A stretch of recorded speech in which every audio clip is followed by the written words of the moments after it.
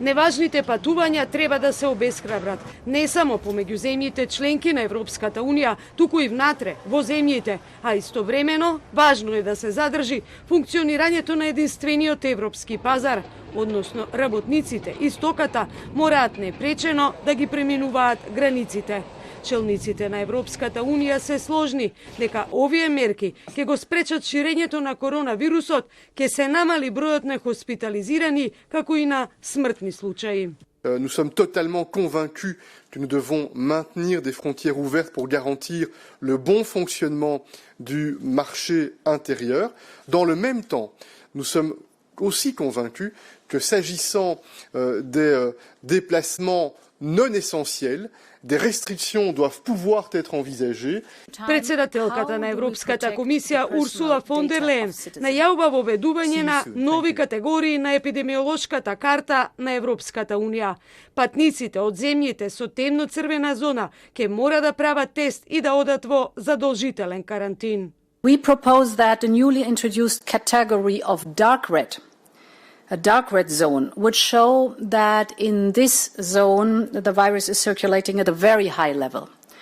Persons traveling from dark red areas could be required to do a test before departure, as well as to undergo quarantine after arrival. This is within the European Union. Францускиот председател Емануел Макрон се подготвува да донесе одлука за ПСР тестовите да бидат задолжителни за сите патници кои доаѓаат во Франција, вклучително и кон земјите на Европската Унија, почнувајќи од недела. А соседна Грција се уште поригорозни мерки за сите оние кои ќе пристигнат на било кој начин и од било која земја. Задолжителен е 7-дневен домашен карантин. Одлуката важи до 8 февруари. По истекот на деновите поминати во карантин, задолжителен е ПСР тест кој доколку е негативен, завршува изолацијата. Во спротивно, карантинот ќе трае 14 дена.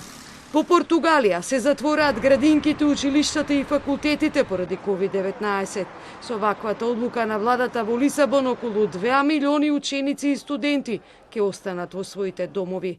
Американскиот председател Џо Бајден потпиша наредба според која сите што патуваат во САД со авион треба да имаат негативен тест за коронавирус пред да се качат и да бидат во карантин по пристигнувањето во земјата. Предпоставките се дека САД неверојатно ќе достигнат 500.000 смртни случаи од COVID-19 следниот месец. СЗО со информација дека бројот на лица заразени со COVID-19 ќе достигне 100 милиони до крајот на јануари, но вакцините имаат потенцијал да ја контролираат пандемијата.